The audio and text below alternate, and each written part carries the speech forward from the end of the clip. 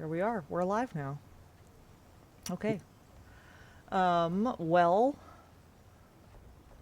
granted, there aren't a lot of people here yet because we literally just went live. But we are here today to talk about some accessible build options, which is a new suite of builds that Snowcrows is going to be putting out. They are currently live on the website, and we've got Quack, Eve, and Ren here to talk about various builds. Go ahead and take it away if there was a particular one of you that wanted to start first. I guess I'll go first. This is Quack. I am one of the editors at Snowcrows. I am responsible for dealing with the beginner builds and this new AccessiBuilds series that we've started for Snowcrows. I started back in the beginning of the year, taking over the beginner builds, and we've been slowly working on this project over the past 6 months, and I'm excited that this thing I've been working on is finally in preview, so we can start getting feedback from folks. Really excited. You know, that's a good point, Quack. We probably should go around and just kind of like say a quick blurb. Oh, I thought that's what you were asking me to do. Oh yeah, no. Yeah, very intentional. We're all on the same page. Very Yeah, intentional. we definitely. This is a very organized stream on my part. So, well, those of you who already know me from my channel, this is Zoa. I basically wrangle devs within Snowcrows and do a little bit of dev work myself. And then, Ren, would you like to go next? Sure. I'm Ren, and I am one of the volunteers who work with Quack on the accessible builds development and project. I do playtesting, help with like some of the like writing and editing and stuff like that, and I helped write the accessible Power Deadeye modular build. Oh, my audio is really loud. Hold on, I'll adjust you. You're turned up on my end. Thank you. There we go. I brought you down a little bit. Let me know if Ren still ends up being a little bit louder. Yeah, is that better, Scar? Let me do just a bit more than that. I'll bring you back down to normal level volume. I had you turned up to 200% from probably like a while ago. Oh, probably. To be fair, I'm not normally off mute, so that's very fair. But yeah, so like I said, I helped write the Power Deadeye accessible build, and I'm one of the volunteers with Snowcrows. And then last but not least, Eve. Hi, I'm Eve. I'm a big fan of Revenant. And I got into Revenant on HTCM on a build that was more simplified than the official raid build. And it showed me how I could ease myself into different types of play. And I really appreciated it. And sometimes I just want to chill. So I appreciate having builds that aren't as intensive. Very nice. We also have one of our guildmates, because I'm dual streaming this to my own Twitch, because these are technically guild events that I run, but this is also a part of Snowcrows. So one of our guildmates, Tracy, just popped in and might have additional questions. All right. Part of the reason I'm here is because I also helped with setting the stuff up. Oh yeah, that's true. You also helped with them. Yeah. Yeah, I was about to say Tracy's also on the accessible builds volunteer team and did a lot of work with Virtuoso. Oh. That's GC. And there's GC. Yeah, hey GC. Okay. Let's see. Who would like to take things away? I wasn't sure. I know you guys have a lot of presentation notes that you have written out for what you would like to do. So I wasn't sure if there's a particular one of you that wanted to start first. Yeah, I mean, I can take over here. So I think the first things first is chatting about what the goal of the project was. There are lots of people online who have builds, and they tout them as being accessible builds, low intensity builds, and what those terms mean is something that's definitely going to vary from person who's making those builds to the designer of the builds, because everyone has their own opinion of what a accessible build is or what a low intensity build is. And the other thing about it, so I have a background in education and special education, and one of those things is everyone learns in a different way, and everyone needs different accommodations in order to go and be able to access content. And so I wanted to go and approach this from a modular build perspective. So if you actually go to the Snowcrows website, excuse me, and go to the new Preview Accessible Builds section, which you can find just by going and clicking on the Builds tab. There's these new accessible builds, and we've got the first few of them up here. All of them start with what is essentially a basic concept. And that basic concept is something where we were targeting 12 APM, or kind of a button press every 4 to 6 seconds. And then if you start with that very low level, then there are the modular features that you can go and tack on. And those modular features you can add and subtract as you need, because your situation and why you want to play one of these builds is something I'm never going to know. But if I can give you the choice and give you the tools you needed to go and really customize a build and make something your own, that's going to empower you a lot more. It's this something we do in education that's called learner choice. If you make a test and you make 10 questions on the test, and I tell you before you see the test, question 1 is the easiest, question 10 is the hardest. Do any 5 you want. Then as you're going through and taking that test, and as an educator over the course of time, I can see which ones you're doing, and I can help guide you towards more challenging questions, or you can also build your confidence. Or, you know what? If you're confident and comfortable doing numbers 1 through 5, and that's just where you are, no big deal, right? And there's no judgment and nothing else. And that's kind of the theories that I wanted to bring into this project. So yes. And so I think that's the big thing, is terminology. The other thing I would mention too, before I forget too, is like I said, I also am the editor for the beginner build series. Beginner builds use a different educational theory, which is scaffolding. And that's really important because scaffolding says, okay, we're going to take this big build, this raid build that's intimidating, and you look at it and go, oh my gosh, how is this? And say, you know what, let's break it down step by step. Practice step 1, practice step 2. And slowly work your way through. And there's nothing wrong with how you're going and achieving that, at what speed you're going. And the other thing is, the beginner builds are also designed for the most part so that if you stop, if it's 5 steps to success, and you stop at step 3, and step 3 is just where you're comfortable and it works for you, at the same time, that still is accessible, because you've kind of worked to the point where you've achieved your goals as a gamer. Not everyone wants to go and do Temple of Phoebe Legendary Challenge Mode. That's okay. That's not the way everyone plays the game, and that's beautiful and wonderful. Having builds that meet people with where they want to be and access whatever content they want, I think that's the goal and the beauty of Snowcrows, because that's what we're trying to do, is meet you and help you get where you want to go.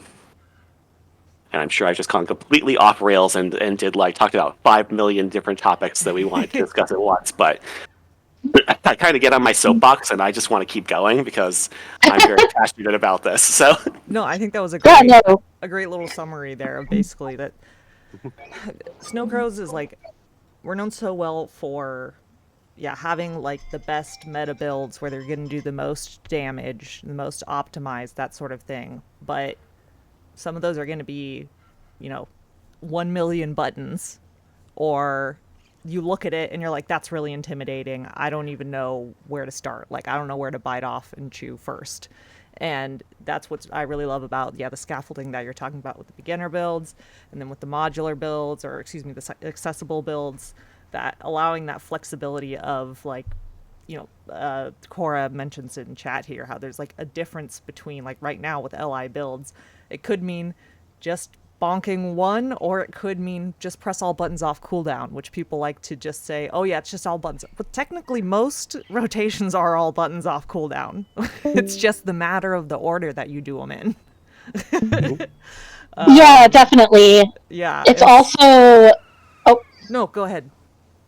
I was going to say it's also like what you and Quack are saying, that it also touches on just how we learn is also can be so varied, and sometimes it can be, looking at a wall of text can be very hard to encapsulate like what it is that you're looking at and then translate that into gameplay. So having different ways for things to be broken down and made kind of more, I guess, streamlined or communicated in a way that's like, okay, this is a bite-sized chunk that I can read without developing like basically like cognitive fatigue while trying to internalize that. That's basically where I like to say like my brain becomes cat in a rock, because I cannot register what I'm learning at that point, which there's a term in scaffolding where it's like you kind of want to be within a certain threshold, because if you're too far on the low end of that threshold, you're not necessarily learning a new concept. But if you're too far above that threshold, it's like your brain just kind of shuts down. It's not internalizing or learning or building upon anything. So you're finding like, okay, where is this threshold in which I am learning something and can build on that skill that's within my capacity to learn in this moment and develop proficiency with, until I get to a point where I can then maybe add something onto it, or choose to go back down a step, because there might be various circumstances that might be like, okay, I don't have the mental capacity right now to play piano on my keyboard, essentially, like, or it's with breaking down something like the like beginner dragon hunter build that Quack posted. Sometimes it can be really helpful to just like focus in on a certain part of it. Like, okay, I'm going to really prioritize learning this part of this rotation and basically devote my time to that. And that's still time well spent, but it's like, okay, I'm not going to try to add like these other like elements to it until I really get that established. Or if it's like I'm having some trouble with it, maybe I need to go back down a step and take a look at what I need to practice and develop more, or just kind of see where my comfort is and, approach it from a different angle. Yeah, I mean, that theory's the zone of proximal development, and if we had Thank you for remembering the term. I definitely blanked. Yeah, that's fine. I'm glad you. Like when you have a teacher, because a teacher can push that boundary. So if you have a workshop like Zoa's amazing workshops, where you can ask questions by someone who really knows what's going on, or if you're on the Snowcrows help desk and you're willing to go and post and say, hey, I'm trying to figure out what's going on. I get people on my guild messaging me all the time saying, hey, can you look at my logs and help me figure out and what the breakdown is. When you have a teacher, you can push and improve faster. But there's also some people have social and emotional issues where asking for help on the internet, whether you don't want to be in a guild because you just don't feel comfortable, or you haven't found the right guild yet. Shout out to Prague, because obviously they're amazing and everyone here is part of that. And also, obviously, Guild Wars 2 Girls, also amazing. But, like, you're just changing your tag. I love that. And I primarily represent Hack. Again, when you can ask questions and you can get someone to help you, that's great. And you're going to be able to progress a lot faster. But a lot of times we're just playing and messing around on our own. We're trying a new build. We're trying to see, because there's always that person who's like, oh, I just haven't found the build for me. Or, I tried X build and I just couldn't get it.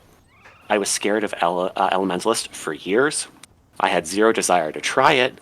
And, it was actually because of I had to test so I could understand when editing the Tempest builds for the beginner build series. And I was like, oh wow, this is not only easy, but fun.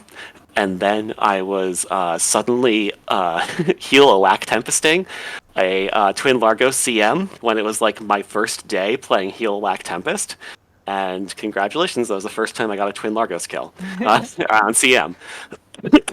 But not everyone necessarily has the confidence yet to just throw themselves in and try something. And so having those minute steps where you can, especially when learning something new, because if you're learning, I want to get into raiding, and I've never raided before.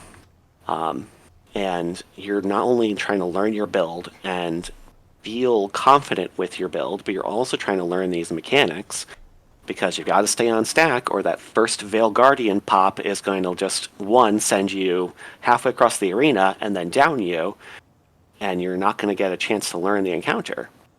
So it's like one less thing for people to worry about sometimes. Absolutely. Like, I've always, when we've been like teaching people in Guild Wars 2 Girls raids, for like, we have raid leveling, so we have like beginner, intermediate, advanced. Always telling people to just like I would always try to find the simplest build, and I'd be like, try to do one of these ones, because like they have the least amount of cognitive overload for needing to remember your buttons and your rotation, because while you're going to go into that raid and you're going to be trying to remember all the mechanics at the same time that you're trying to remember all of your rotation, and it's pain unless you are someone who is able to handle that much cognitive overload all at once, which like that is fantastic for you. But I know for many of us it's pretty challenging to be able to do both at the same time. So that's another thing I like about these builds, is that it offers an option for just for growth in general, of like, if you wanted to do higher, let's see, I'm trying to avoid using higher intensity, but more, what would you use for the word there? For something where like the build might be more challenging, I guess. You want to try a build that's more challenging than what you started with, then you have those options once you're already comfortable with the fight. I started raiding on a rifle mech. Yeah. No shame. It's where I started. I had no idea what Honestly, I was doing. Same. Yeah. When I was learning raids with Zoa, I started on.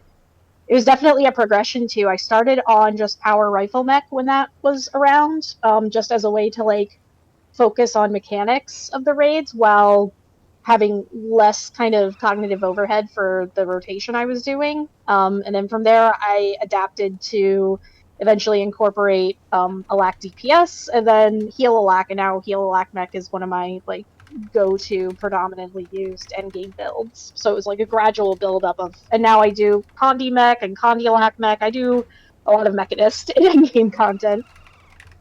I had a similar experience too. I actually got my raid start with the build I helped Quack with, the Chaos Virtuoso. That was what I used to learn raiding.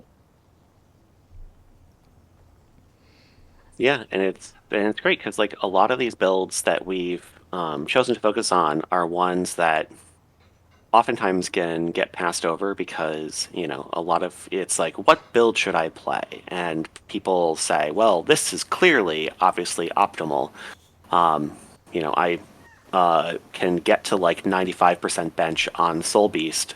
But at the same time, it's like telling someone, okay, here's the Soul Beast rotation.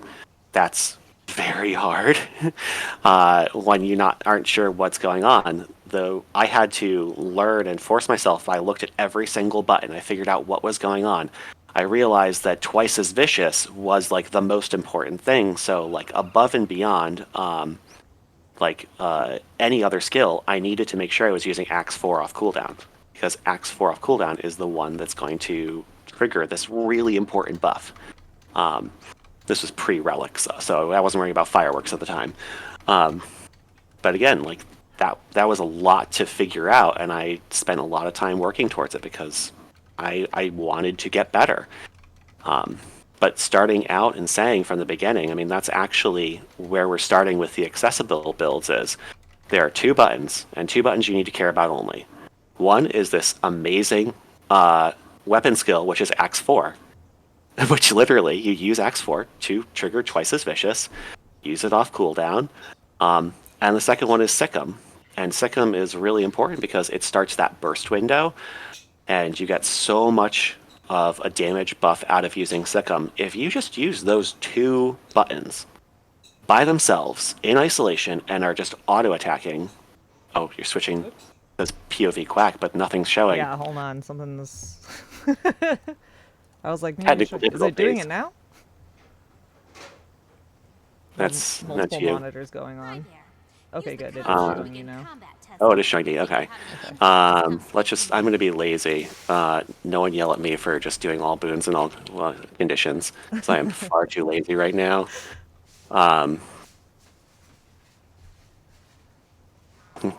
It is 9 p.m. here, so...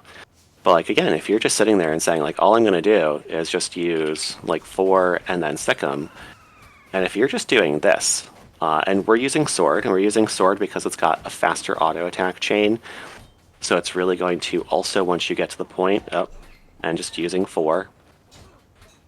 And, like, this is also nice for movement if you need to. That's why I love it. Well, and, again, right now, although I don't know when the golem's going to quite... trigger, but if you need to click this, if you are someone who wants to use alternative inputs because you say, oh, I want to go and use voice controls, but there's the combat log putting me at 24k, and I'm not doing anything, and 24k is like 65% bench, something of that nature. And yes, that's not flashy, but at the same time, can you get clears on all normal mode content in this game if you can do 24k in a real-world setting? Yes. 100%. Definitely.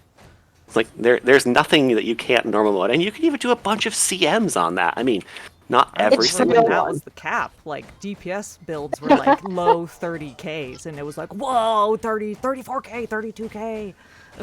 I know Tracy can also attest to this too, doing Chaos Vert, but I've definitely brought some of the accessible builds to various Fractal and Raid CMs, and like mileage will vary depending on what content you're doing, just because CMs do have a lot of cognitive overhead just by nature of being CMs. But like I've brought the accessible Quick Deadeye to a lot of content. I've brought various forms of the accessible Mechanist to like Fractal CMs and some Raid CMs as well, and they work fine. I'm in particular a big fan of the Boon variant because Boon DPS you tend to kind of ride more in the middle of the pack anyway, so to speak, when it comes to your damage. Your priority is you're providing supporting boons, supplementing boons alongside the heal supports, and while also providing, boss damage. And so if it can be a great intro to also doing like a supporting role that might not be as intense as certain heal builds, where there can be like a lot of heal pressure in certain content, or kind of group management. But again, that's also where it's going to differ depending on the person and what you find to be most helpful for you. Yeah, I mean, my first HTCM clear was Shiro Chalice Vindi with just my greatsword. And I didn't use my greatsword 3 because I was so afraid of dashing off the edge of the platform. And it worked. I had a nickel for every time force movement skill leapt me off the platform. Yeah, I have so many nickels. Like, just recently doing Deimos tank the first time for Mechanist, and my Mace 2, I yeeted myself into the abyss. I have to actually get out of combat before I switch things. I was going to say the other thing that we're really trying to do with these as well is allow folks to have areas. So, like, we're starting with some amount of extra survivability when necessary for a build. For Soul Beast, just the Relic of Zakros is amazing. But like once somebody's comfortable, they all also have the ability for you to say, like, here's how to do more. So like if we just switch in and try and start worrying about like our fireworks uptime as well, and we just pay attention to the fireworks uptime, we can twice as vicious. Whenever that goes off, we're going to need to hit 4. Whenever fireworks is off, there's just 4 skills that we want to 3 skills we want to cycle between, and we can just start adding in and saying, all right, we're going to have some pretty good fireworks uptime now, and I can just be skill clicking this too. And even if you go and have to walk away for some reason, so there's notes, whirling defense has a bit of a notoriety because you're like, oh, whirling defense, if you don't stand still, you're going to cancel it. Well, but if you do go and cancel it, the important thing is that you used it, so it's triggering fireworks. So just knowing that that's there is more important. So just, again, and here's just simply, we've gone from 23k up to 25k, and I'm guild clicking, There's also talks about, for this build specifically, we're using 1 wolf pack as well instead of... we're using 1 wolf pack, leader of the pack, instead of oppressive superiority by default, so that we can share things. Having access to Dolyak stance, it's not going to be useful all the time, but just having something on your bar that gives some utility. 1 wolf pack is a huge DPS increase, especially with leader of the pack and a squad of people who are all cruising with you. So just having all of these skills and things here, it just allows you to, again, decide how much complexity you want and what you're going for. And again, that's that choice. It's like anyone who tells you you're playing the game wrong or you're playing your build wrong or whatever else, honestly, they should shut up because that's not what's important. What's important here is that you're having fun and playing the game the way you want to with, the people you want to have fun with.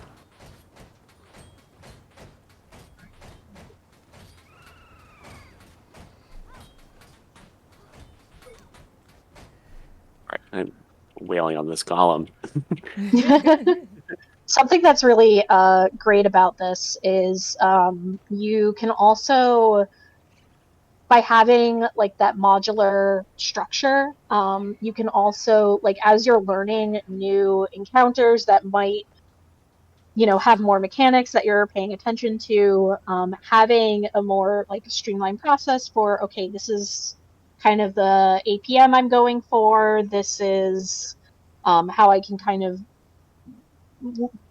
play this build in a way that's accessible to me, while also in learning new content. Even some of the newer open world metas can have a lot of just moving pieces happening, so having the flexibility to be able to be okay, I can just focus on the fact that there's this mechanic that I now have to address or learn and practice. That was something I know when I was first learning raids. It was kind of DPS can kind of I can solidify that more once I have a solid grasp on the mechanics. Because a lot of times a lot of wipes will happen because of stuff like that. So it helps to be able to be okay, I don't have to spread my my attention quite as thin as I would have with okay, let me try this really complex rotation while also now learning how to do these spread mechanics and not drop not standard oils and demos and things like that. It can help to kind of free that up, and then as you get more comfortable with the fight's mechanics, or in a lot of open world content, sometimes it's okay, you have to move something off a stack, or you have to kill a boss at the same time. As you get more comfortable with those mechanics, being able to then be okay, what's I'm feeling really comfortable here, and I kind of want to develop to the next step in this, or I want to add a little bit more complexity and just see how it feels. Where can I go with that? So nice little step-by-step sort of increment into further complexity there. Yeah, either with the what Quack was saying with the scaffolding approach of beginner builds, or the modular approach with accessible builds, and finding pieces that might work for you. Also, various things can change at any point. Some I know we've talked a lot about cognitive limitations and stuff like that, but sometimes even your hardware might just not be cooperating with you to do big ol' lag day. some of the Oh, yeah. My ping spiked to like 200 just now. Like there are times where it's like, oh yes, I'm playing on PowerPoint with my ping at like 1500. I'm like, ah yes, I love playing Guild Wars PowerPoint. Like this is great. So having options to be like, okay, what's going to be more cooperative with how my computer is running right now, or how my internet is running, or for just, I can speak from personal experience. I have some ulnar nerve damage that sometimes means I can't play like how I might want to ideally at sometimes. Like sometimes it's worse than others. So what's something that can be more accommodating to not being able to press my physical keys as often? What can I do with relying a little bit more on skill clicking or less button input, things like that. Another one of the things that this can help with too is GC mentioned it in chat earlier, but just day to day, like even just like emotional state, even can affect like how much like you might be able to handle doing a particular like build. Like I know for me, there's some days where I'm just like, I don't think I'm going to DPS today because I just want to have something where I'm like, I know my heal buttons to press and that's all I'm going to do. But other days I might be like, all right, I'm going to try this. I'm just like going to grab a brand new build that I haven't tried yet and just bring it into a raid or something like that. So I kind of like this too, that it gives you options even just for that. Oh yeah, we are going to start a new instance real quick. Whoops. I was out and in, and I know what I'm doing. No, it's all good. I just realized that. I realized that now with the arena. The downside to that is if you leave, you can't get back in. So, but now this means we can all get in. Okay. All right. I'll start, and then whenever I choose to change builds, I'll kick all of you all out, and then we'll know. Right. If only there could just be like a golem in the guild hall or something like that. And you can go in and out of the guild hall. I just wasn't sure if it was going to reset or like allow me to get back in. I don't spend time in the Special Forces training with other folks normally, so. I don't know. I wasn't. I was trying to switch characters to be able to join on the correct character. Should we restart the instance real quick? Yeah, if you want to. We can do that real fast. We are nothing if not professional. Yeah. The build that I did the most help on was Virtuoso. It'd be a little silly of me to join on something not Virtuoso. Not Virtuoso, yeah.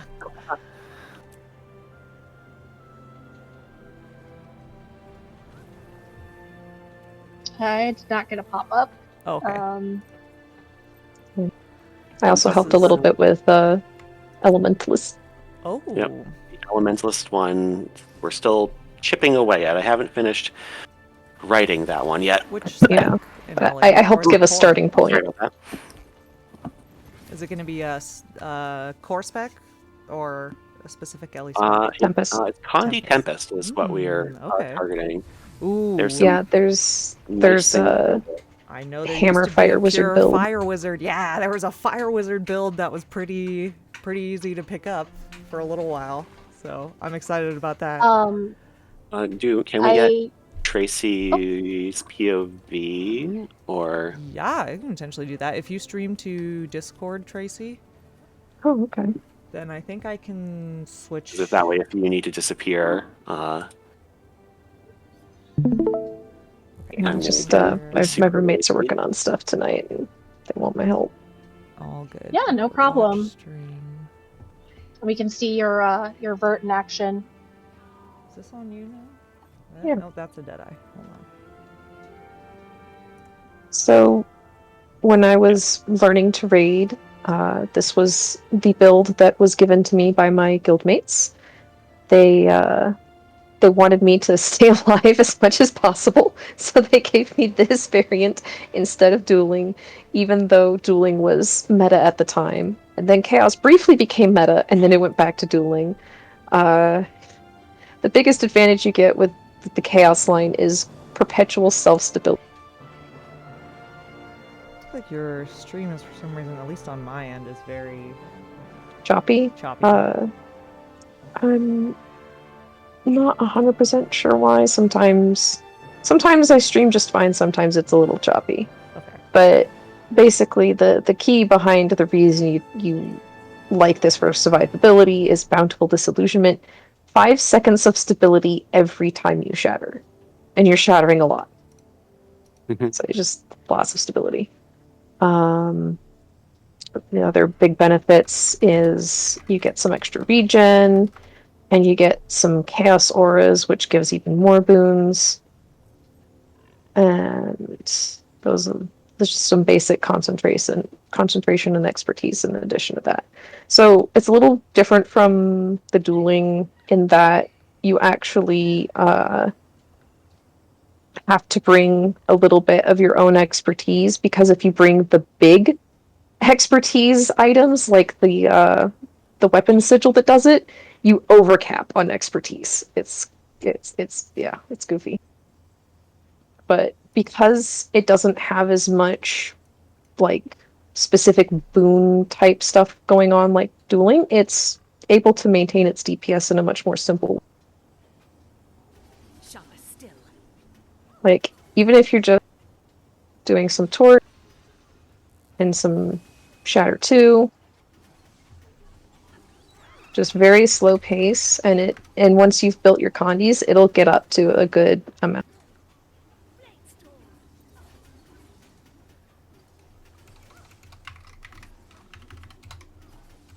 Yeah, and I'll say, until very recently, I'm starting an LCM prog group that actually its first meeting is on Sunday. But when I decided to do that, I finally was like, Oh, all I right, didn't need boon to actually myself. learn Mesmer. Yeah, I'm the only one like chilling with boons right now. It's fine. But yeah, like I refused to play Virtuoso. It wasn't exciting to me. It felt like it was a lot of pressure and just going crazy. And I ended up starting to go.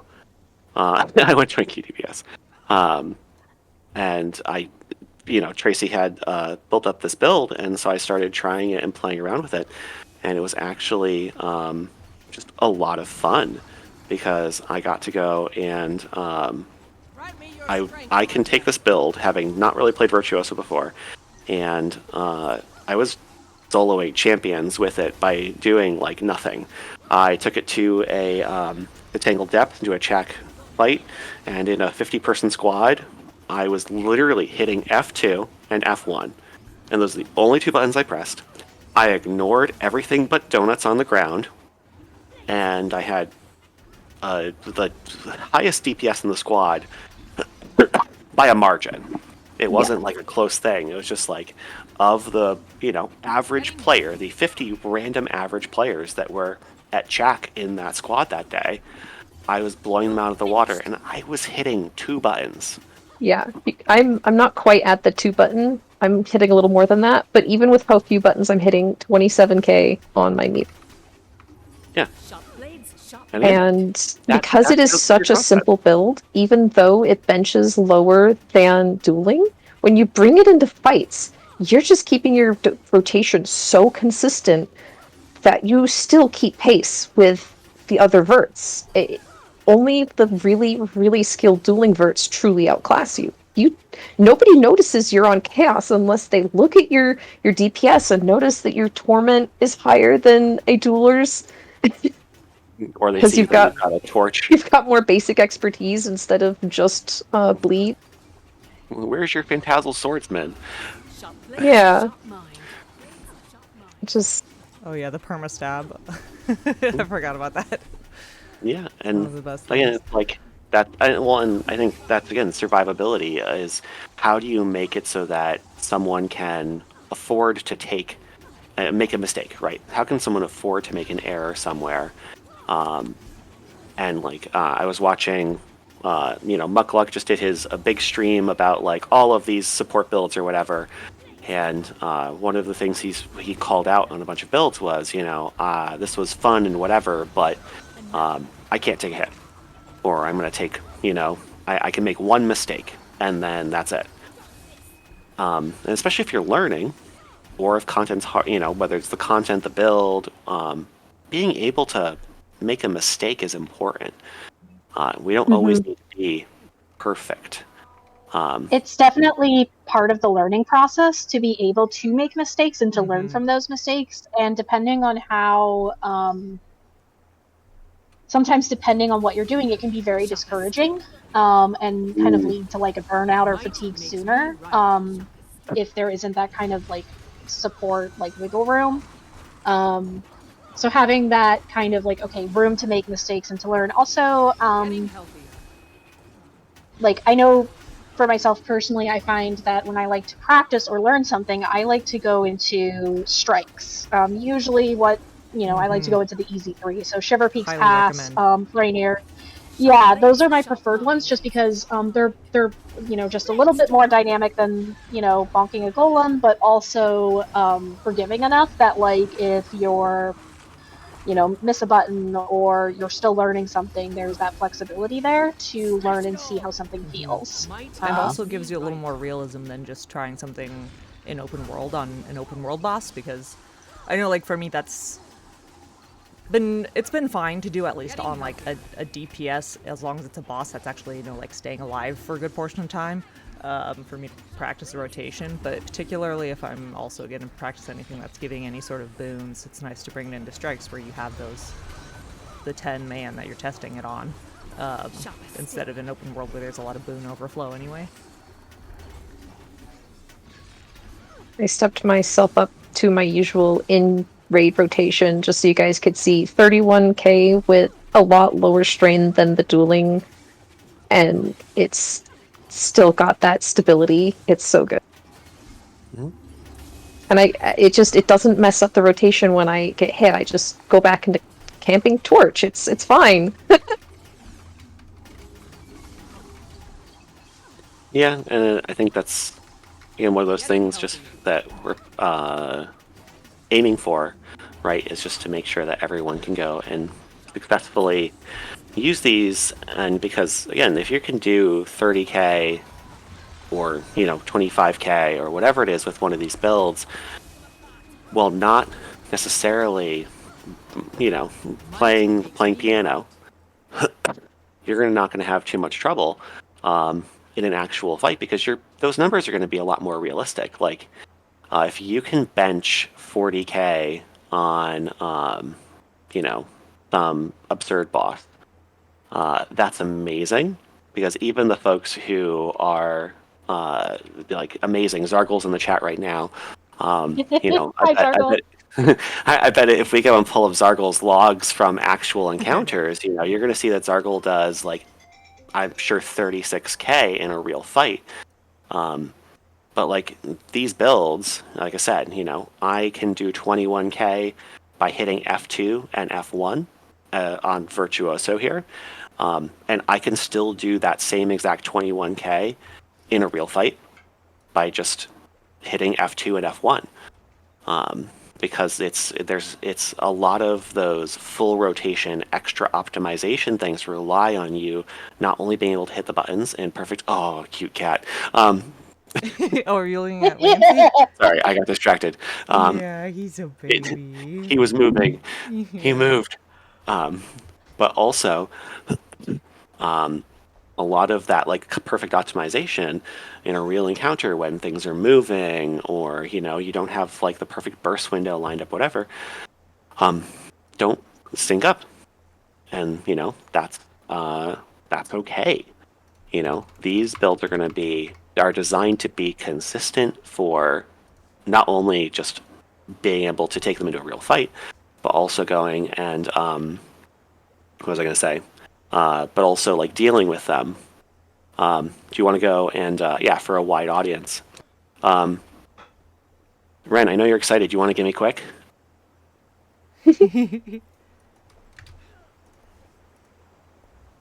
Absolutely. 1 second.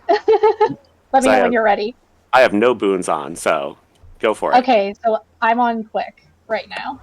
Yep. Might makes me right. So Deadeye-wise, we're having a fun time here. This is actually a combination of I have the DPS version of the Deadeye build, and you can see that Ren is running the quick version. Ren is providing me 25 seconds of my full fury.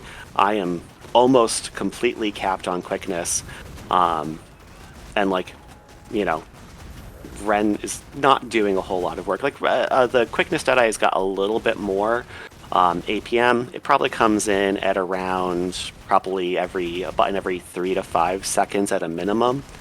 But just with the boons that Ren's giving me, I'm clocking 23k, and I'm sitting here. And, you know, unload is not a novel skill that no one's ever heard of before. There are a lot of builds that are using it, but it's the same thing where we've gone and said, so this actually here, I have almost 20k health. If you are not familiar with playing as a thief, thieves actually, this build on, if you were to do it in full berserkers, would only have 14k health. And you could switch this build to berserkers and use it, and you'd gain at most 1k DPS. But in the process of doing that, your health would go and plummet. And this is where we're talking about making a mistake. On Deadeye, if you have 14k health, that is one mistake. The second one will kill you, at most. Sometimes the first mistake will kill you. By giving and just having default, take photo bombs. Yeah. By having the default, the ability for you to have that extra health in there, you know, 20k is not so much that it's going to be a huge burden on your healers. Like if you're playing Veil Guardian and you know, that green pops and everyone loses, you know, the majority of their health, it's not so much that your healers are going to be stressing to bring you back to full. But it is enough that if you screw up a mechanic, you're not just going to get pasted and be in downstate.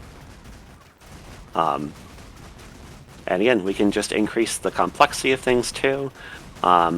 This one here, if you're unfamiliar with Unload, by the way, the big mechanic about it is you get initiative back if all of the attacks hit. But if you're playing and some of your attacks start missing, for one reason or another, you don't get the endurance regeneration, or the, whatever it is, the initiative back. Yeah, the initiative. And so that's one of the things, especially with the most recent, not most recent, but the patch before when Mercy got his second charge, is you can just pop Mercy, and as you pop Mercy, you're going to go and get back a whole bunch of initiative with your Deadeye mark. Apparently, why am I targeting someone's Aqua Striker? And again, you can increase the complexity, you can start to add in some of the stealth attacks in there, which will help get you used to what full Deadeye is going to be like. And help you transition too, because if you can start working in those stealth attacks into your rotation by swapping out Infiltrator's Signet for something else, I don't quite remember which one we specifically said, but that gives you the ability to do it. Like, you know, you can work your way into being ready for, if you want to, Maleficent 7. But there's nothing. Let me pull up the. I'll pull up the build now just to have that information at the ready. I believe the build we had was. I know there was another cantrip listed. I just can't remember. We did Shadow Gust or Shadow Flare. I think it was Shadow Flare. But Probably. we had reasons for why we picked what we picked. There's also a but it is question in chat from Cora asking if you are crit capped right now, even though you're just full dragon. Yeah, we are. Ooh. So we did make some adjustments, right? We are using Accuracy Sigil. And then when you switch over to, because you can then, I should also say we have, since we're using Be Quicker, Be Killed instead of Maleficent 7, we're getting the extra precision from this. So it doesn't show on the boon, but we have about that extra 15%. And I don't have Fury currently because I just went in with no boons. Same. I realize that now. I'm adding all the boons now. So that was with no alacrity either. Oh, well, I didn't need alacrity. I only needed quickness. That's why I had you do that. Oh, that's fair. But the what we swap out for Infiltrator Signet is Shadow Gust to gain an extra stolen skill as well as CC. And when you're switching to quickness too, so the quickness trait for Deadeye means that your stolen skill is always going to be steal time, which gives your quickness. And then normally you would build your rotation, if for like the full Deadeye build, around trying to optimize and getting using cantrips, because with one in the chamber, when you use your cantrips, you get your stolen skill back. So you're using that to cycle. But the thing that makes it way more accessible is way up here in Deadly Arts, we're going to swap and add on improvisation instead. And improvisation is going to give us, whenever we steal, that second skill. Let me get a golem back here. And I'm not adding boon duration or anything else. Same. I don't have any additional boon duration on mine, and I have, as you saw, I had full quickness uptime, I had full might, all of that going. But again, it's just sitting here, and we can just start wailing. I've got literally plenty of quickness. I can just pop Mercy. When you pop Mercy, you get your Deadeye mark back, so you can then remark and just use these. And, you know, I can be clicking this. By the time that quickness is low, I can just sit here and say, oh, well, I've got to do this again. And, you know, I can just skill click through all of these very easily and generate way more quickness. Ren obviously played this a lot more than I have. But again, this has... how large the AoE is. That I think that's when you give quickness. It was a very large... The AoE for giving quickness is very large, which has been really great, and one reason why I've really enjoyed bringing this build into a lot of content. Yeah, you have a huge AoE for your... The circle only shows up sometimes for some reason, but that's massive. That is so nice. It's huge, yeah.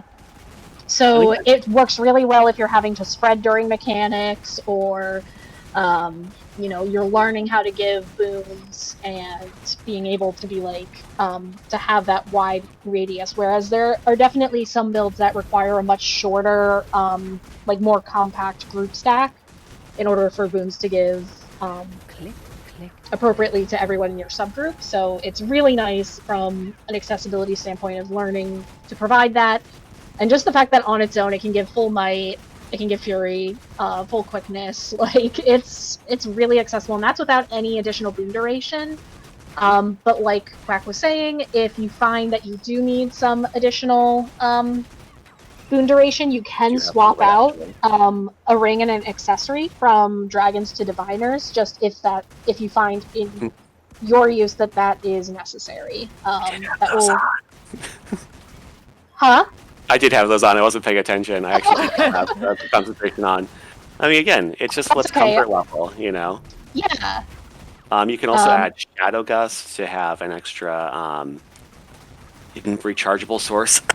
Excuse me, another cantrip, which gets you more uses of from one in the chamber. I mean, you can just sit here and spend as much time as you want to going. You just have to be careful of that sneak attack. That's the biggest issue with it, is if you sit there and have the full malice, and then you go in, and you just, if you're not paying attention, that's you standing there, and you have to, like, retarget. Which, again, could be hit 3, could be hit 1 to use the malicious sneak attack.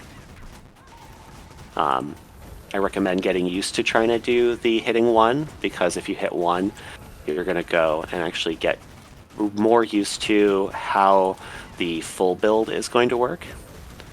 And then you can eventually learn rifle. The circle that we see here on the screen is a bug, apparently. And the quick radius is actually 360. 360. Oh, sad panda. Yes, very sad. I'll just start slowly standing closer to you until I figure out where it's... I think this, somewhere around here is probably 360. Oh, I have rings turned on, but you can't see my Blish HUD. Where you are now is definitely closer to like 120, 240. 360 should be right about here-ish from you to me. I think that ring on my HUD is 360, and my other one is 600. I wish as well, but I think it won't show up. Yeah, and that's also definitely kind of it. Like something I've really enjoyed about the accessible builds is it can also be a great entry point for trying something new in a way that feels like it's accessible and manageable for you. I was definitely very intimidated by Thief, and being able to play, like I've in particular really enjoyed Boon Quickness, and yeah, it's been a really great learning experience.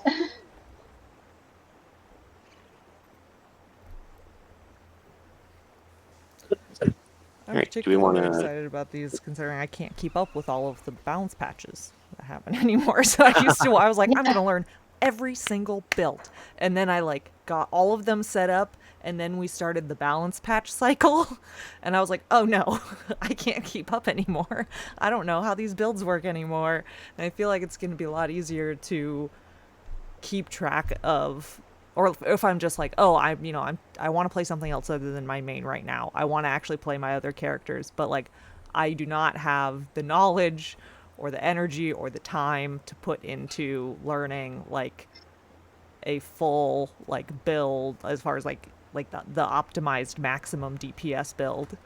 And so I'm liking that there's these sort of the scaffolding that you're talking about. I can go grab a beginner build, or I can go to a modular build and then plug and play whatever pieces that I want to be able to still actually play other things despite balance patch cycle. Yeah, another thing I also want to talk about is that, these are currently in preview. Hopefully we'll have, because we have ready 6 of the 9 classes. The other 3 are, honestly, I just ran out of time having some stressful work events over the past week or two. But we're going to get the other 3 up soon. We're working on finalizing the Berserker. We're finalizing the Tempest build. And we keep going back and forth on Revenant. We're trying to tweak out a Vindicator build that we really like. And then our goal is to not stop there. We do want to try, because our first set, we did a lot of testing. There were as many hours of golem time of just literally sitting and auto-attacking golems. We had other playtesters who aren't on stream with us, who we had try out as well and figure out what had a good feel to it. And then we're trying to go and also adjust for reasonability too. For Soul Beast, we had a lot of debate over whether we should feature Sword main hand or Axe main hand, and we ended up going with Sword main hand for various reasons. But we really want to see with this preview now and get feedback from the community, see what people like, see what they want to see more of. We've already had requests from some folks to say, could we add Axe in? And so I'll probably go back in and put some notes in there about, well, here's when and why you should consider switching to use Axe. On the Necromancer build, we're using Dagger Sword as the baseline. There still is a main hand sword in the offhand, but then again, the goal is to show you and say, here's when and why you should use that, but also don't get comfortable with it for this build, because that is of the Reaper build that is designed for being in Reaper Shroud as much as possible. And on Dagger, you generate life force like nobody's business. But when you have Sword main hand, you're not generating nearly as much life force. So it might be a better option for some scenarios if you just need range attack, because Reaper Shroud is, I don't know if you know this, a very melee-centered skill. And Dagger also is.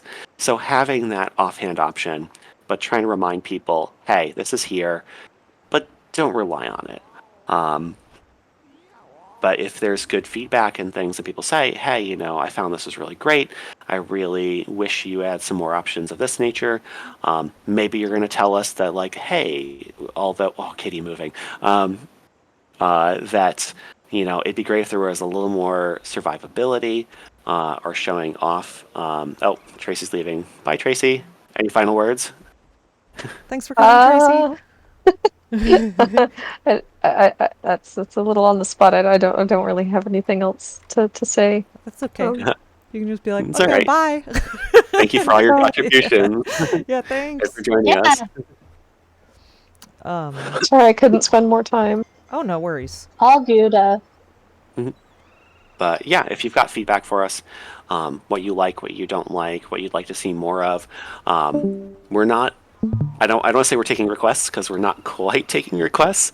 But if you've got a cool idea or something,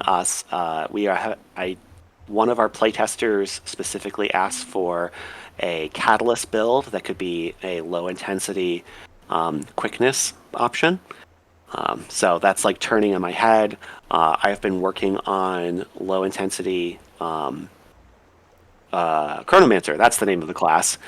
Trying to find a Chronomancer build where you can, again, just hit one button, maybe two buttons, and generate more than enough of a boon, quickness alacrity, That would be to amazing. not worry about it. And so it's just sort of like trying to figure out how to do that, because if we can canonize and say, like, okay, if you do this, so that you can easily provide all the boons you need and learn the class, have fun, do the content, and then again, maybe you're willing to push yourself a little more. Maybe you're then willing to throw Signet of Ether in. Maybe you're willing to go and learn a little bit more about how to proactively use shatters. I'm not saying that everyone that picks up Chronomancer should be doing Continuum Split off the bat, but I didn't. maybe I definitely did. I completely ignored it. as well. And You still should did when you're okay. learning Chronomancer. Yeah. But like as you're going then towards mastery, and you're like, I can do full boon uptime right now.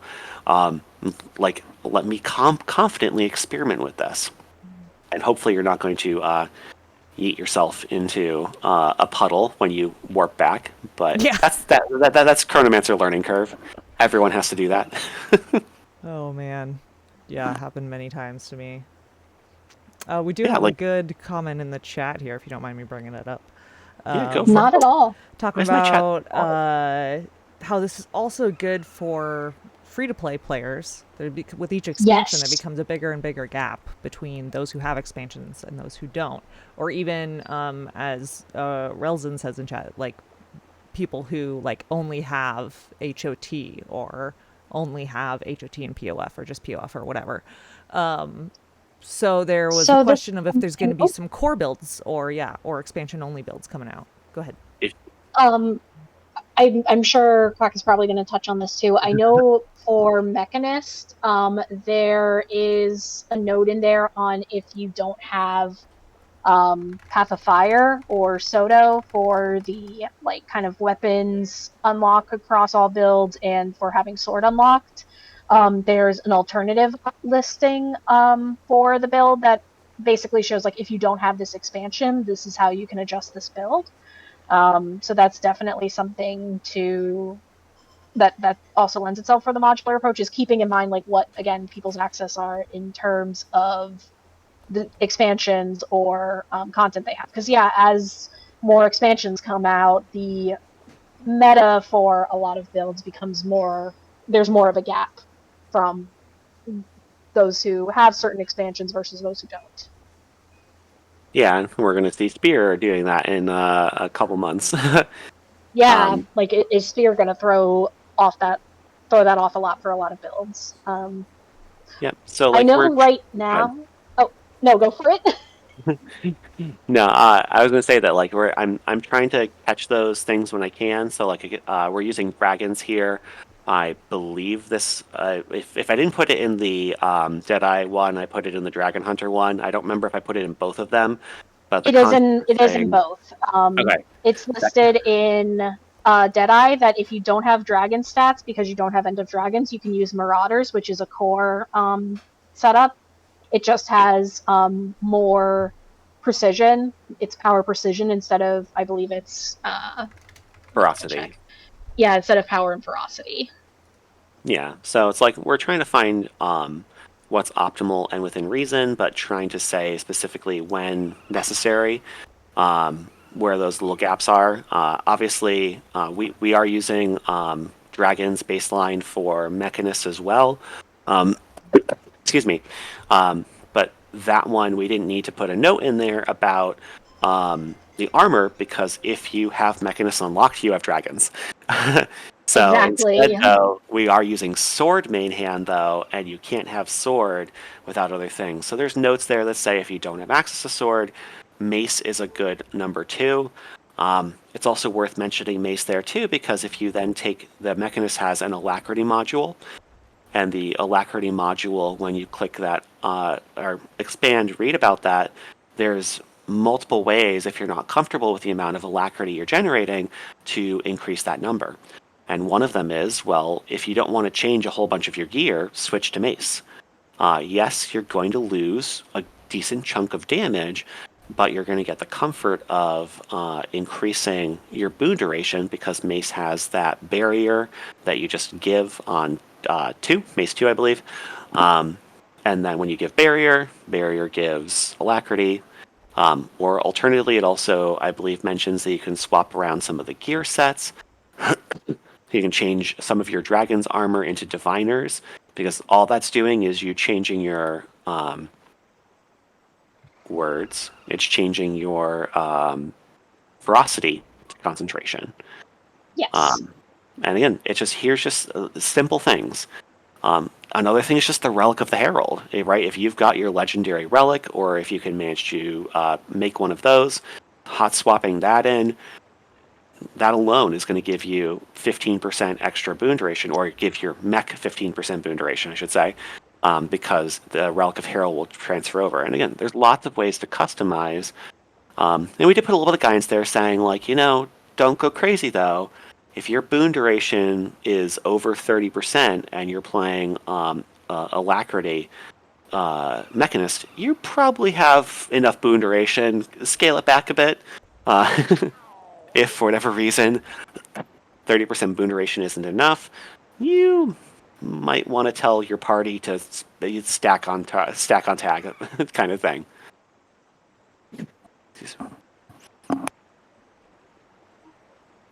I think that's one of the most challenging things when you're learning to be a boon player in general is, but that guy over there isn't getting boons.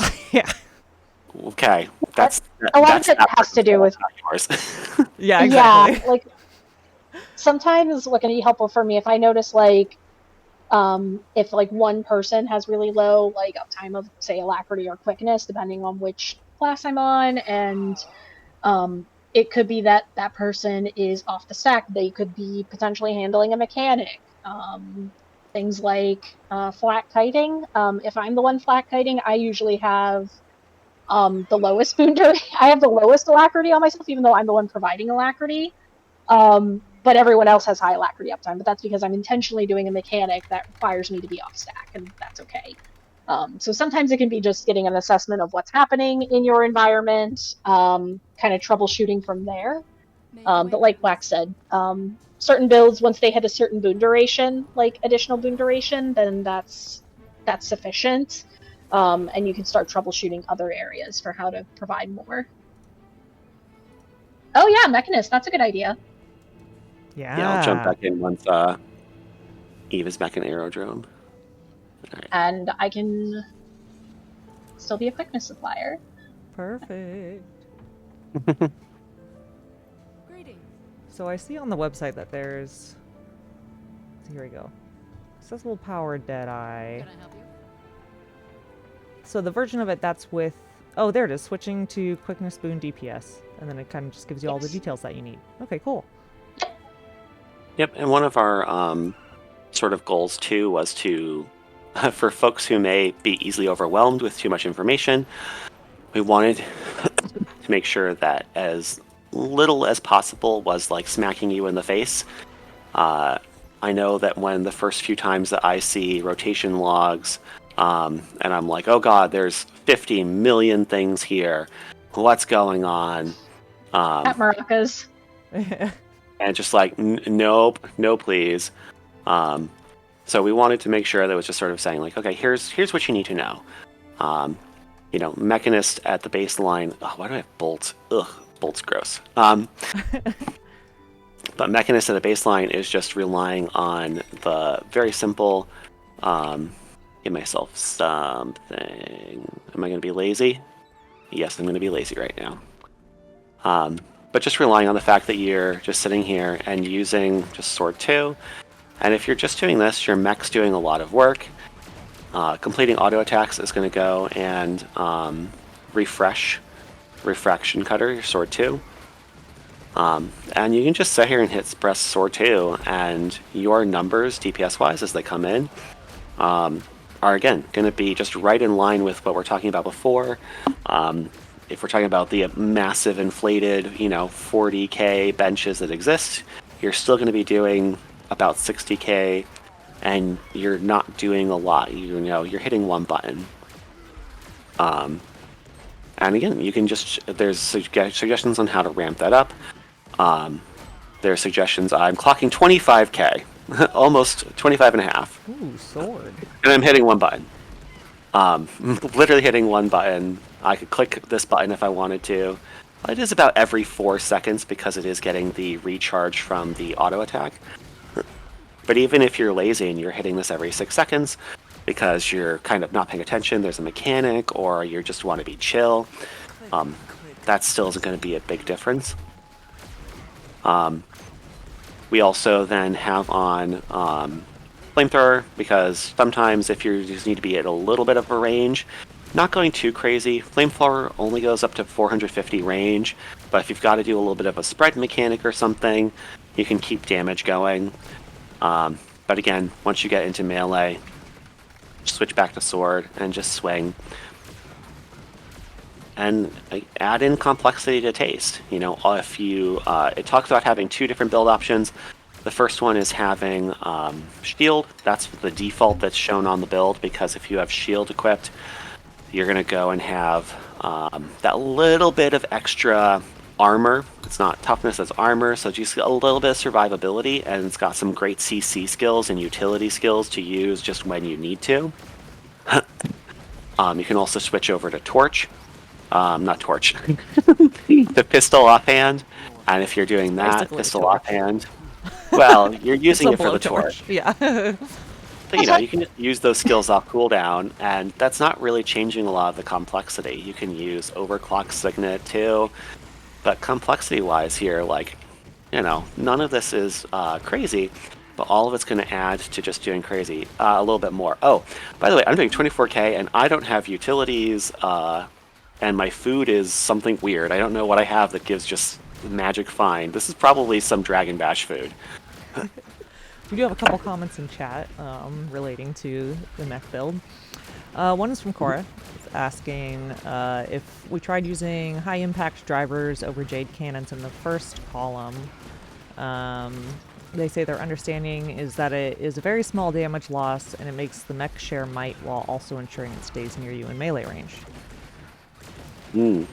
Yeah, something I can definitely look into. Okay. Cora's obviously very, very, very intelligent. Cora is a contributor. And again, that's the kind of feedback that's great to have. Well, The Zargle's reason making why... a note to you right now, apparently. Oh. So. Zargle's telling me that I'm wrong and I need to fix it. No, Zargle. We also No, have it's fine. Relzin, who's recommending, she says, don't forget about Mechanical Genius. I'd recommend having a note about starting fights with the mech stowed and dropping it on boss with F4.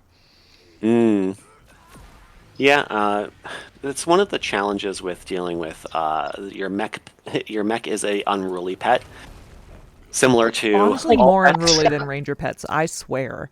I've never had so many issues. Yeah. Well, granted, I usually don't have my ranger pets necessarily be the primary boon giver, so...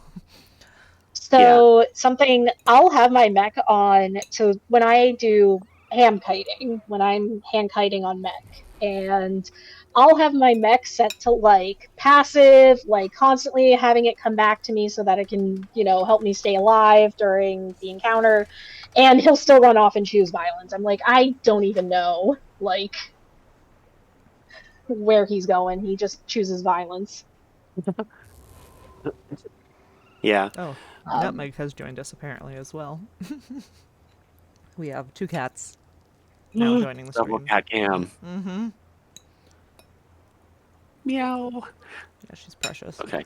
I'm not going to go and try and... Something I will say with Mechanist 2 is that having your shift signet is really helpful for also being like a where's my pet?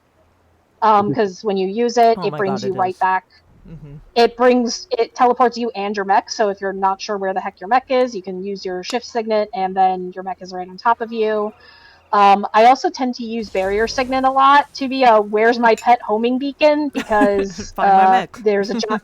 It's literally the Find My Mech Apple feature. Like, just it creates the giant green bubble that lets you find where your mech is, which it's like, oh, he is God, I way love off that one. stack fighting a rabbit in the corner instead of the boss. Like, okay, I need him back here to give boons. Yeah.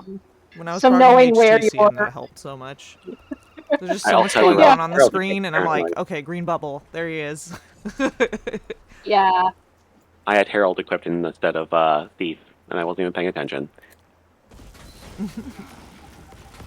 But yes, your mech does get, someone mentioned that before, your mech does get the Relic of Herald buff. So, and it's spitting out so many boons with every swing, it's never going to lose these stacks, basically, so it's going to always have that extra 15%. You just gave me Alacrity? Oh yeah. Come here, mech. Yep, oh yeah. If you're standing closer here. I keep forgetting that. Like, clearly we're talking about mech, but for some reason I keep forgetting we're talking about mech because you're wielding a sword, and I'm like, ooh, Hollow-Smith. But yeah, I mean, like, again, right now, that's just Relic of Herald. You aren't, I mean, I guess you missed some of the initial alacrity there, so after the mech manages to get some of its other skills going, that'll kick back in. But I also could have, again, made a few other swaps. I could have just, instead of just having the Relic of Herald, I could have gone and had switching to Mace, just so I get those extra skills from Mace. Kind of silly to go in and be like, this skill here, this one, yeah, that one. Another thing also that we haven't mentioned for accessibility-wise yet is we've also tried to go in and put in line, whenever it's relevant, what the actual default key combos are. We did this, I did this big crazy thing last week when I was sick and I couldn't focus on accessibility builds, and I was like, I'm going to do something else. And I went through all of the Snowcrows pages, except for a handful of the raid builds, and put in the skill reference guides so that people could have that reference there. But for all of the accessibility builds, and they're also going to be coming into all of the beginner builds, a lot of those actual skill reference guides, we're also trying to put them in line so that you can really get used to. There are many different learners who learn things in different ways. And I think that some people really like to still see and have the visual learner who says, yes, refraction cutter. I know I'm looking for that symbol. I want to know where that symbol is because that's the one that I'm clicking on. I want to recognize that that's what it is. Some people really, if they're using keyboards, are going to be much more, I want to know too. I want to start there. So giving people all of the different options so they can decide how they want to play and what they want to do. Just to try and cover as many bases as we can. Everybody who needs or wants to use some kind of an accessible build, in order for that build to be highly accessible, it needs to try to accommodate as many people as it can. And that's what our approach has really been. And I'm not I'm not crazy. We're never going to be able to do 100%. We're never going to find everyone. There's going to be some niche cases that people who want to enjoy this game will need something slightly more customized, and that's okay. But at the same time, trying to make sure that those resources are there so that people can figure it out and work their way through it. So that's something to mention, that we did put in all of those actual skill references in line when possible. The mech one actually probably needs to be cleaned up a little bit. This was the first one, the prototype one. so I probably don't need to say sword as often. But, and I'm doing 22k, by the way, by just while giving alacrity and just wailing. You know, hitting buttons if I feel like it. If I feel like hitting more buttons, great. If I'm not hitting buttons. And again, if you can do 22k in a real raid setting because you're worrying about positioning, you're worrying about where it's standing where you need to stand, you're worrying about staying out of downstate. Because we've got Dragon's armor on, you've got, again, a little bit of extra health there to make sure that you're going to be okay. You know, you're going to be able to do whatever you want. You're going to be able to just access the content. Do you have yeah, any and plans customize on trying to make a accessible build for Hollowsmith? Because that is one that for some reason has never clicked in my brain. Even Ellie has for some reason clicked better in my brain. I love Hollowsmith. Hollowsmith is so fun. I want to will love say- Hollowsmith. I just can't. I can't manage to figure out the DPS on it very well. I will say for Hollowsmith, the beginner Hollowsmith build that kind of breaks it down like scaffolding step by step has been really helpful for me. I think I'll look at that one. I tend to sit kind of in the middle in that learning process. Like I'm still integrating the other pieces of it, but it does help me at least get my foot in the door with that build to be able to practice it. Just because I do play so much engineer, I felt like I needed to learn Hollowsmith as well, at least to give it a shot, and that was a way of like breaking it down. So the beginner build for that can be really helpful, at least to start.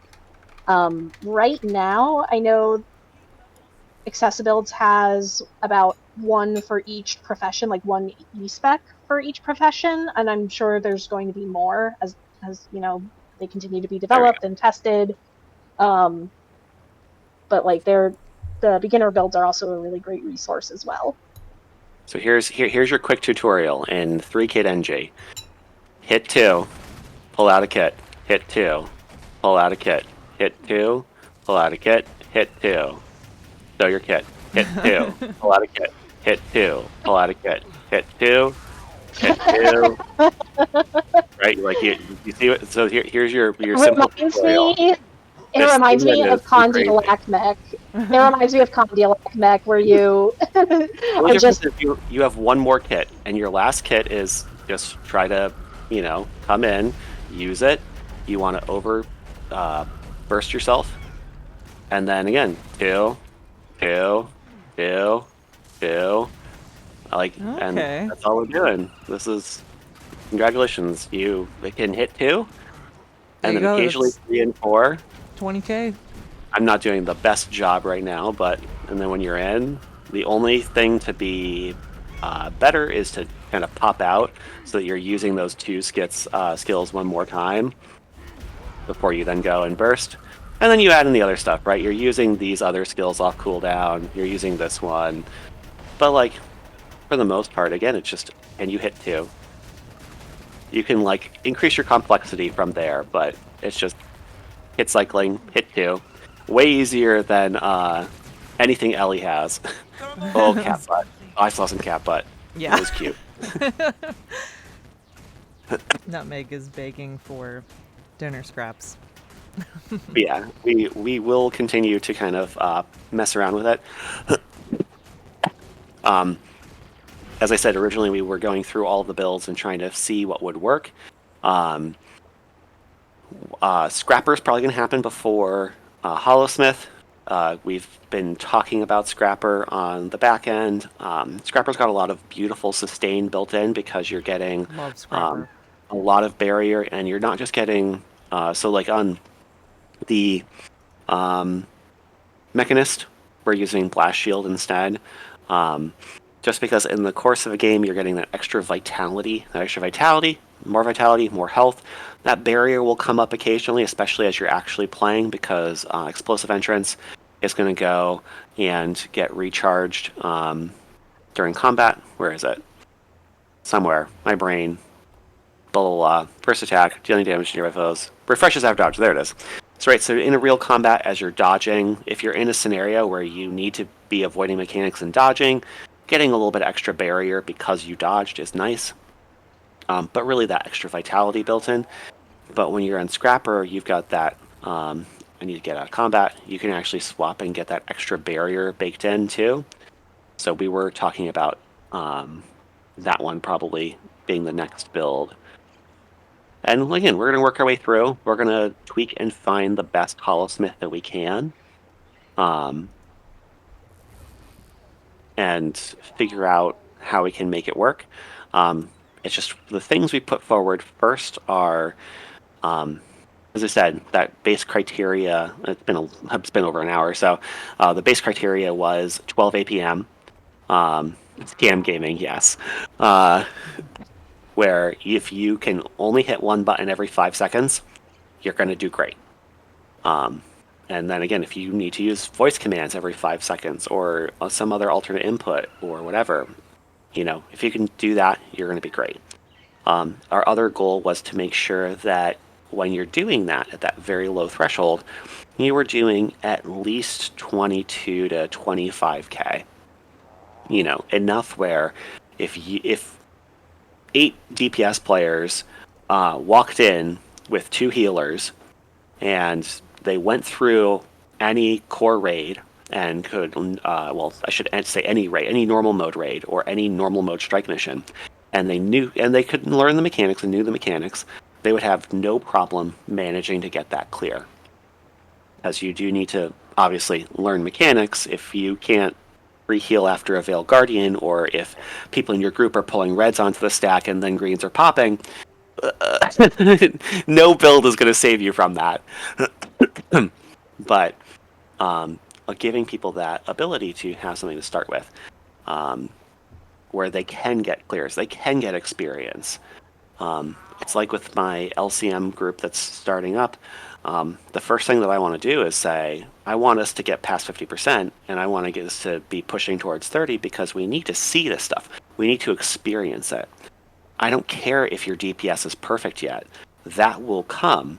We need to actually learn the mechanics and see the mechanics.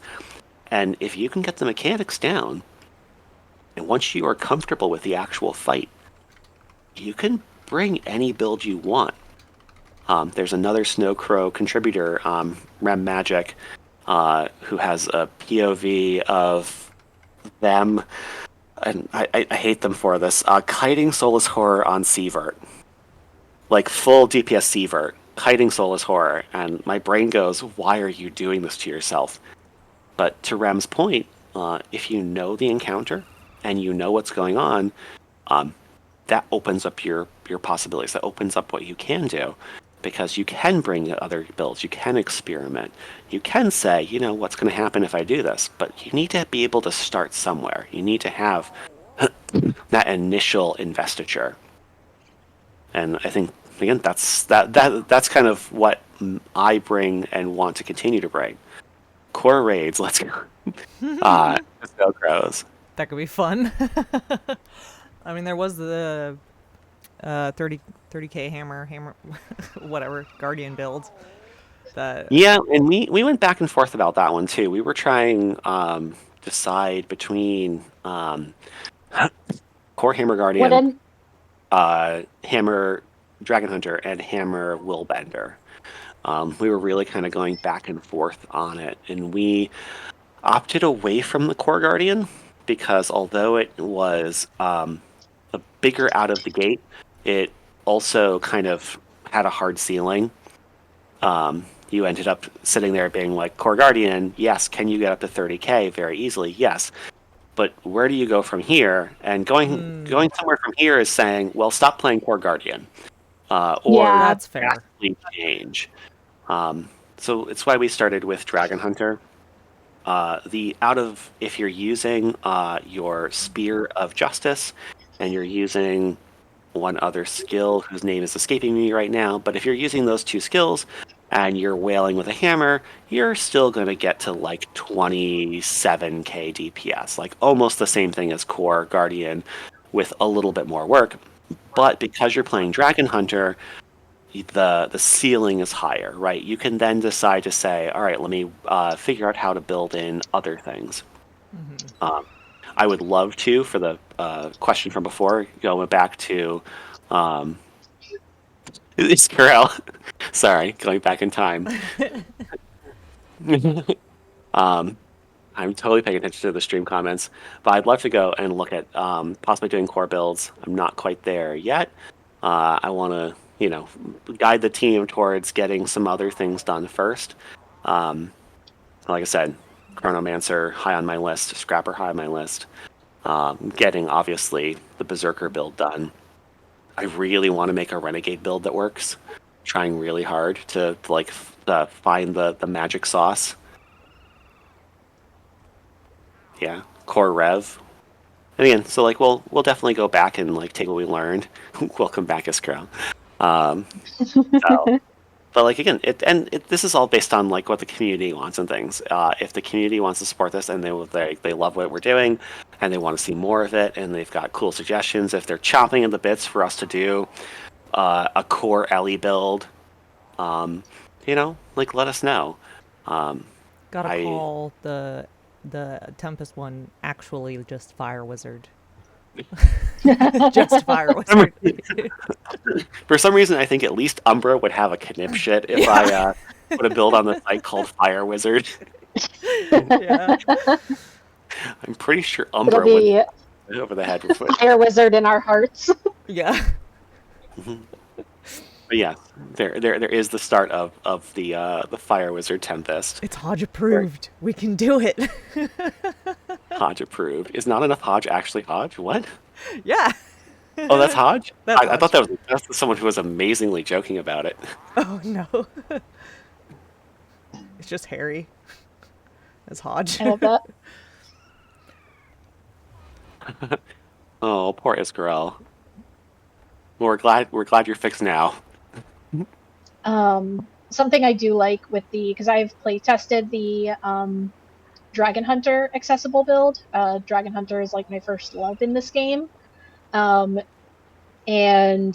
it does lend itself really well to modular adjustment because you can go from, using your hammer to integrating, longbow and then greatsword, and then eventually kind of migrating to the beginner Dragon Hunter build. For if you're looking for more kind of complexity and adjustments and things like that.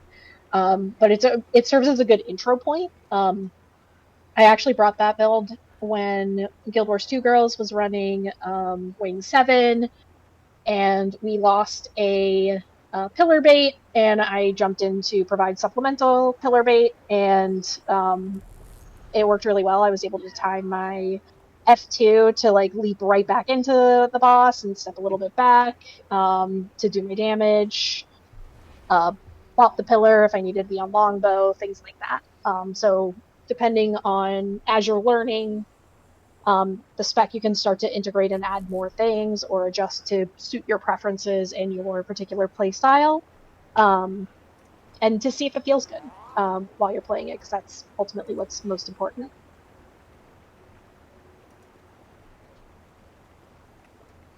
Her babiness queen baby has blessed us with her presence on camera. So adorable. Yeah, she's a pretty girl. Hodge, since you are listening, we need more cat cams. Hodge also said in chat near the start of the stream that cat cam on, what was it, on /GG or Squad Ready win. I was like, hey, Lancey's always up for his public. Maggie, it depends on where she is. Sometimes they go in hidey holes, which don't lend themselves to cat cams. Also, she goes back and forth between my computer and the sidecar, because she goes on my computer, aka the hotbox, and bakes on top of it, and then cools off in the sidecar and goes back and forth and back and forth. Yeah, call it cat ready. The snow cats, yeah.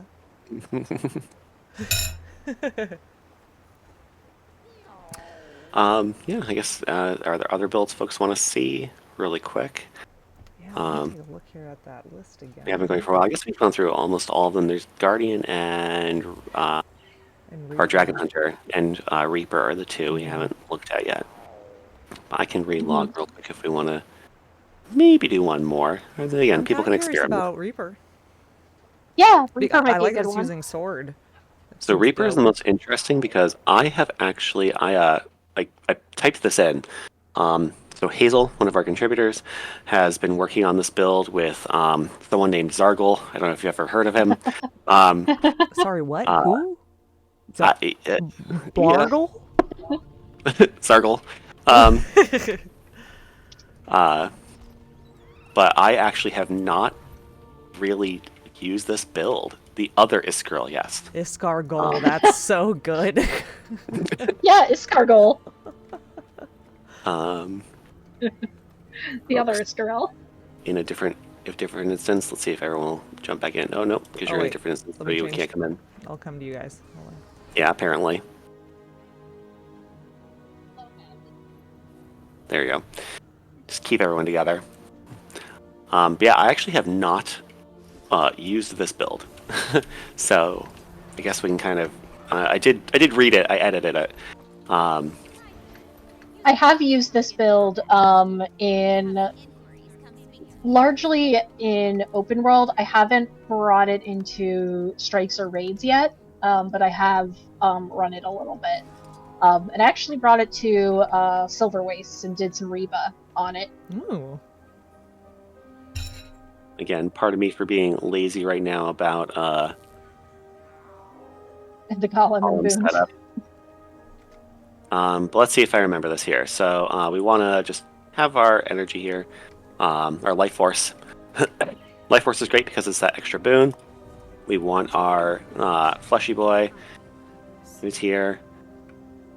And then, all right, so we're going to do 9 to F1, 4, and then we're going to just wait. We want Relic of Fireworks to get used up. When it does, use 5, and we're just going to keep swinging. And the goal of this is to stay in Reaper Shroud a lot longer and just continue going back and forth, alternating 4 and 5.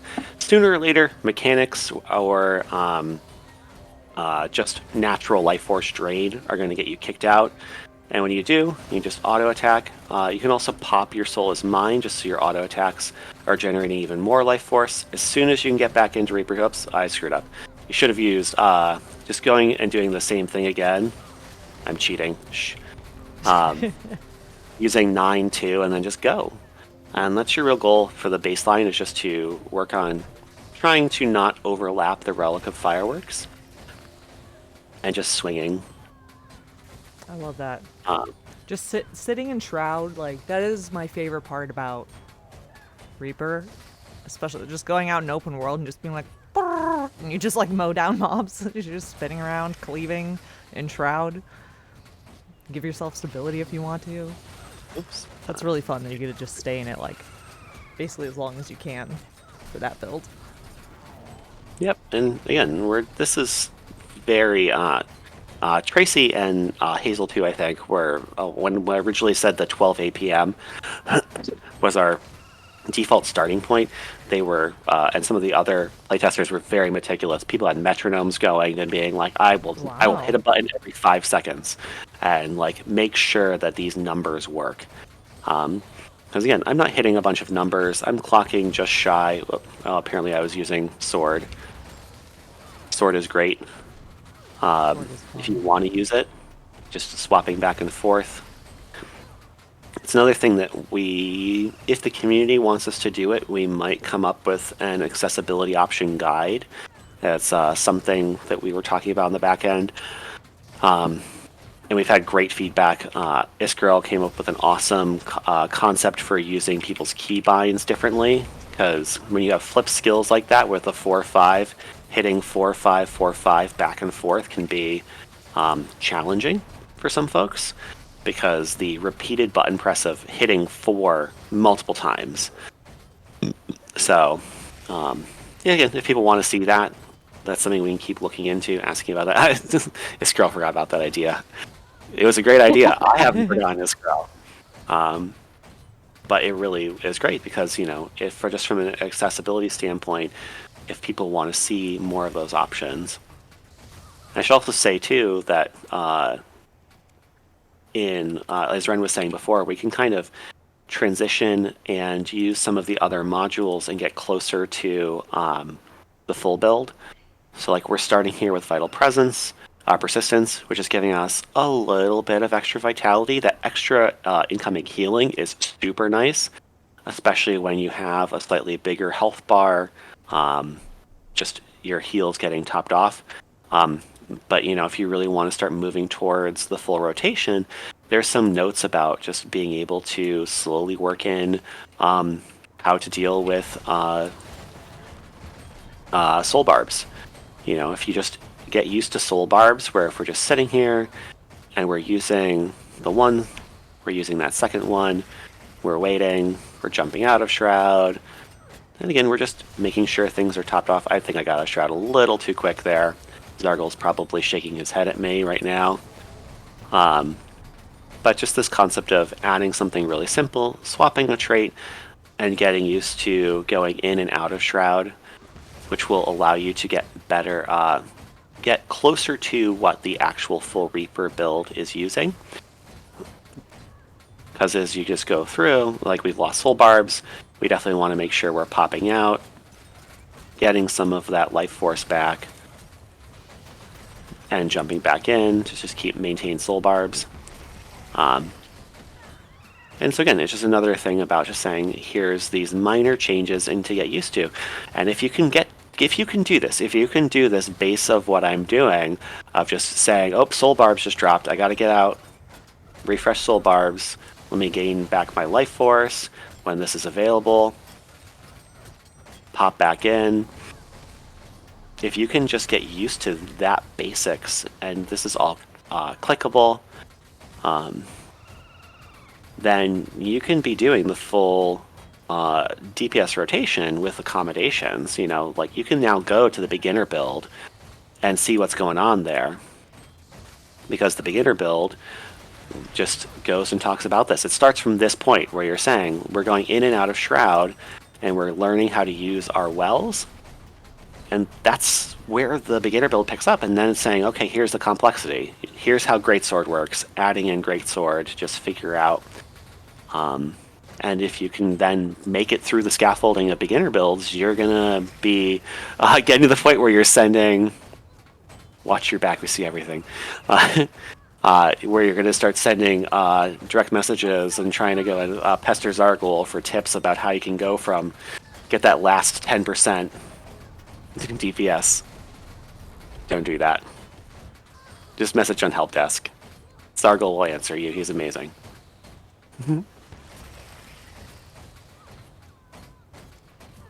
Yeah, like I said, I've never done this. Do that? Okay, sorry. Zargle wants you. Zargle wants the attention. Everybody. Zargle has officially said, attention desired. Perfect. I can hop in your DMs. Be like, Zargle, help. Yeah, and again, I think that's the same thing. Is once people get going, once people actually start being willing to ask questions, getting into these builds, and just getting into raiding and endgame content, whatever else it is that they're looking for, then you can be comfortable asking questions on the help desk. Realize that the help desk is full of people who are incredibly good intentioned. Occasionally someone there, whoops, I didn't mean to get out of Shroud there, but occasionally somebody, yeah, whatever, may be silly. There are a bunch of nerds on the internet, and sometimes nerds on the internet are nerds on the internet. But because of that, everyone there wants to help you. They want to guide you. And again, you don't have to listen if someone's sitting there and being like, well, you should just go and do the full DPS build. Well, no, you can be comfortable with who you are, where you are. I really like using Your Soul Is Mine just to get that life force back. You don't need your heal skill anyway, because you got this big, thick health bar here. You don't need that. That is something that is really nice with necromancers, that extra health bar and just that thick health bar too. Relzen made a good point that I actually didn't know this, but if you're having issues seeing mechanics while you're in Reaper's Shroud, which is absolutely a thing, there are some mechanics that are really fucking hard to see in Reaper's Shroud because the tell is that the border of your screen is supposed to like glow yellow or something like that. When you're in Shroud, it just doesn't really pop the same. So what you can do is turn off color tint and post-processing, and that should lessen the extremeness of the Shroud. Oh boy, can I find this post-processing color tint? Ooh, that was noticeable. Oh wow. Oh, Yeah, that's wow, way yeah. better. You can actually like see what's going on the ground at least. Yeah. Wow, yeah. Yeah, you don't get the screen. Whoops. Yeah, the Well, I don't border want to edit still it. stays there, but Yeah. at least you'd be able to see. Because I mean, there's stuff on the ground that I've missed too, just because like I'm like, oh, I didn't like see it because my shroud tinted everything a crazy green and it all blended together. Yeah, and again, I think, sorry, that's the sort of stuff that like there are a lot of folks with experience. Iskarel's cool trick that he came up with too was realizing that, well, you actually have multiple keybinds available for different skills. So like with the Reaper Shroud thing, if we wanted to say like 4-5, if I wanted to say, I'm just trying to figure out what I want to do, like I'm going to do Shift 6 because that shouldn't be anything, and Shift 7. Oops, nope, that's a thing. But like if you wanted to do this where you were overriding and you were customizing your keyboard, instead of having to do like 4-4-5-5 or on Herald, the Herald rotation is very you do 7-7-8-8-9-0. You're hitting those 6 buttons very fast, and F2. But like 7-7 especially can be really hard because you're like hitting that button, hitting that next button. If you do some custom keybinds where you say like I want to do and make it so that 7-8-9-0 are actually 7 profession skill utility, like do 7-8-9-0 so that you can just go down your keyboard and hit individual buttons and not stress about it. Like this is a thing where like if I never thought about using the second keybind in any way that was actually relevant until Iskarel pointed that out, being like, this would be a great solution. And again, there's a lot of folks who've got really cool hacks because they're things that they don't even realize and don't even necessarily use all the time, but they're so useful. Yep, you go, boy. You go. You're doing great. You're doing good, champ. Keep it up. But so as I said, if people want to see that article, let us know. We can add it on. It's kind of like on the back burner. I've been trying to accrue a lot of these interesting tips and tricks so they'd be available, and so we could actually try and get them to go. Oh, you're so light to my dark.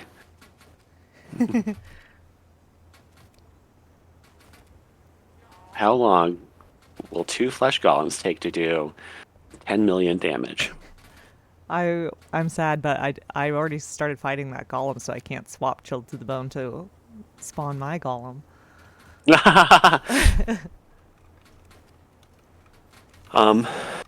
Great. We should probably get to a point where we wrap up. Yeah.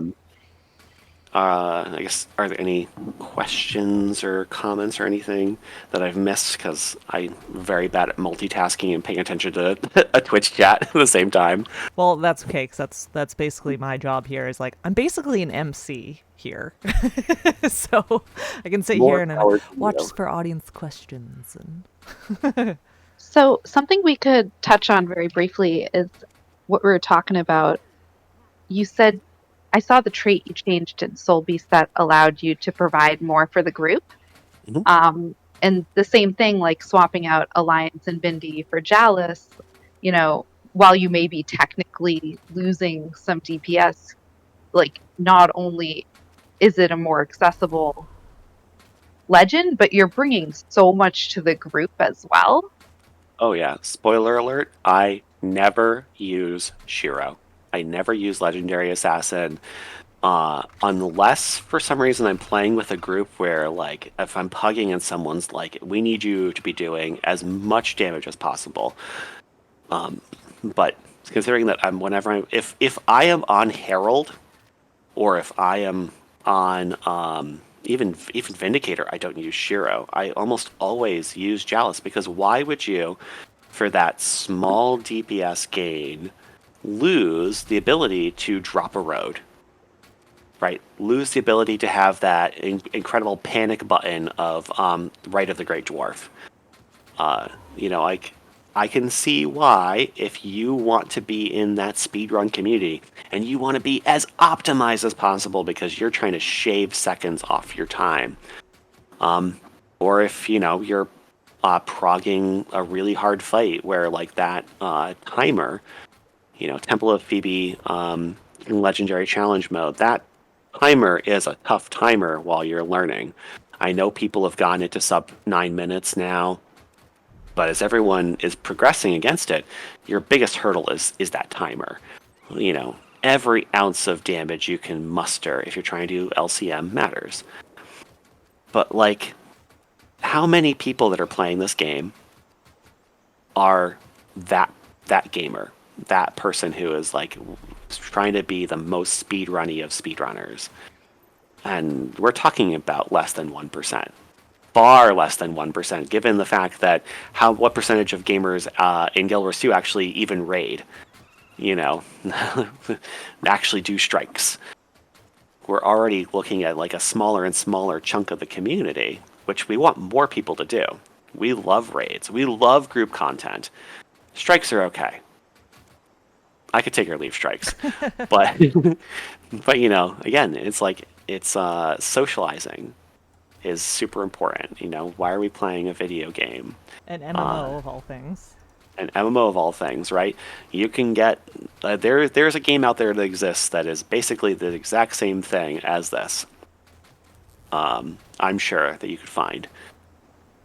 And so, like, we're playing an MMO so that you can play with other people, so you can be there. Guild Wars 2 was designed from day one to have other people in mind. It was novel having massive, like, dynamic open world group events where also people aren't kill stealing your experience. It's not who did the most damage or who get the last hit.